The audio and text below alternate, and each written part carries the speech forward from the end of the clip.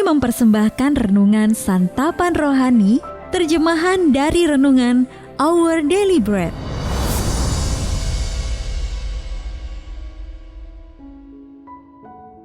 Untuk menerima notifikasi video baru kami, silakan tekan tombol subscribe dan tanda lonceng di bawah ini. Sahabat ODB, pembacaan Alkitab hari ini terambil dari Kisah Para Rasul pasal yang ke-16 ayat yang ke-11 sampai dengan ayat yang ke-15. Kisah Para Rasul pasal yang ke-16 ayat yang ke-11 sampai dengan ayat yang ke-15. Lalu kami bertolak dari Troas dan langsung berlayar ke Samotrake. Dan keesokan harinya, tibalah kami di Neapolis. Dari situ kami ke Filipi, kota pertama di bagian Makedonia ini, suatu kota perantauan orang Roma. Di kota itu kami tinggal beberapa hari. Pada hari Sabat, kami keluar pintu gerbang kota. Kami menyusur tepi sungai dan menemukan tempat sembahyang Yahudi yang sudah kami duga ada di situ. Setelah duduk, kami berbicara kepada perempuan-perempuan yang ada berkumpul di situ. Seorang dari perempuan-perempuan itu yang bernama Lydia turut mendengarkan. Ia seorang penjual kain ungu dari kota Tiatira yang beribadah kepada Allah. Tuhan membuka hatinya sehingga ia memperhatikan apa yang dikatakan oleh Paulus. Sesudah ia dibaptis bersama-sama dengan seisi rumahnya, ia mengajak kami, katanya, "Jika kamu berpendapat bahwa aku sungguh-sungguh percaya kepada Tuhan, marilah menumpang di rumahku." Ia mendesak sampai kami menerimanya. Ayat mas renungan hari ini terambil dari Kisah Para Rasul pasal yang ke-16 ayat yang ke-15. Sesudah Lydia dibaptis bersama-sama dengan seisi rumahnya, ia mengajak kami, katanya, "Marilah menumpang di rumahku." Renungan hari ini berjudul Kemurahan Hati dalam Yesus, ditulis oleh Katara Payton. Sahabat ODB, semasa gerakan perjuangan hak-hak sipil di Amerika Serikat, Leah Chase, seorang juru masak terkenal asal New Orleans, melakukan apa yang bisa ia lakukan untuk mendukung gerakan itu. Ia pun memasak dan memberi makan para pendemo yang sedang berunjuk rasa menuntut kesetaraan hak. Ia berkata, "Saya hanya menyediakan makanan. Orang-orang itu sedang memperjuangkan sesuatu dan mereka tidak tahu apa yang akan mereka hadapi di luar sana. Mereka tidak tahu apa yang akan terjadi kepada mereka di jalanan. Akan tetapi ketika ada di sini, mereka tahu saya akan memberi mereka makan. Dan itulah yang saya dapat lakukan bagi mereka."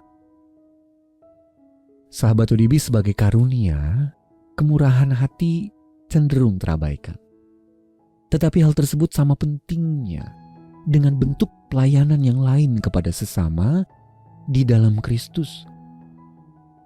Seorang pengusaha bernama Lydia, dia adalah seorang penjual kain ungu, kita bisa baca dalam Kisah Para Rasul pasal 16 ayat 14, menunjukkan kemurahan hatinya kepada Paulus dan guru-guru Injil lain yang memberitakan kabar baik tentang Yesus kepada orang-orang di Makedonia.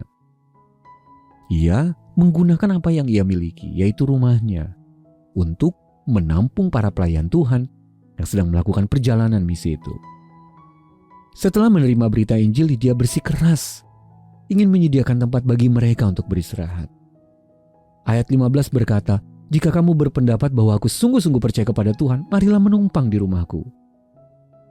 Sama seperti para pejuang hak sipil di Amerika Serikat tadi, berkat kemurahan hati Lydia, Paulus dan rekan-rekannya tidak perlu khawatir tentang apa yang akan mereka makan.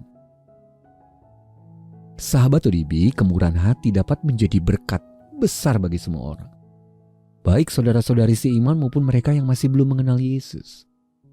Jadi mari melayani sesama kita dengan mempercayai bahwa Allah akan menyediakan apa yang kita butuhkan untuk menolong mereka. Sahabat ODB, kapan Anda pernah terbantu oleh kemurahan hati orang lain? Lalu, bagaimana Anda dapat melayani orang lain dan membantu memenuhi kebutuhannya hari ini? Mari kita berdoa. Ya Allah, aku bersyukur untuk orang-orang yang telah bermurah hati kepadaku, dan ajarlah aku untuk melayani sesama dalam kasih. Dalam nama Tuhan Yesus kami berdoa. Amin.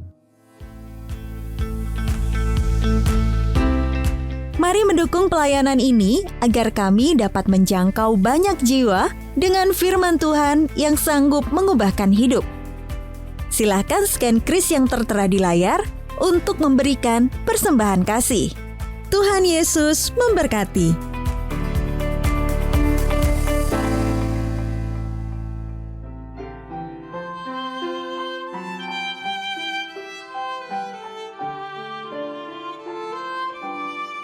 Kasih Allah amat besar yang tak dapat kulukiskan, lebih tinggi dari bintang, lebih dalam dari lautan. Meski Adam tak berdosa, Dia mengutus anaknya, agar kita damai dengannya, dosa diampuninya.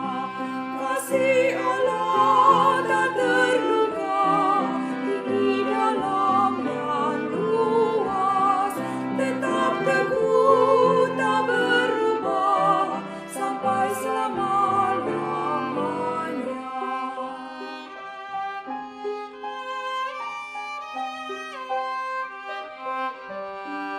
Dalam dunia yang tak tetap, tahta kuasa kan lenyaplah.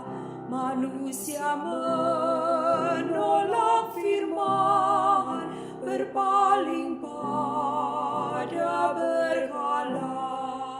Kasih Allah tak terduga dan teramat besar, menyatakan penebusan bagi orang berdosa. Kasih Allah tak terduga, tinggi dalam dan luas, tetap teguh tak berubah sampai selama-lamanya.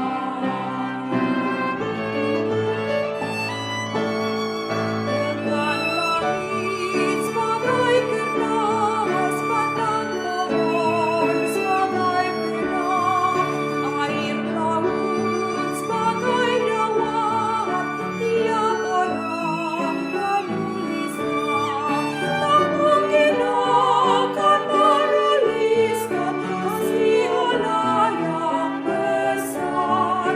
Langit dari timur ke barat akan membuatnya.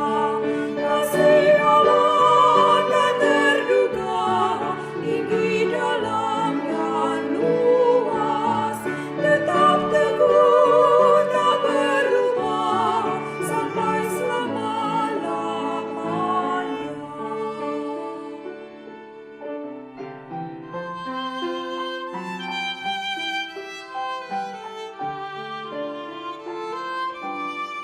Kasih Allah amat besar yang tak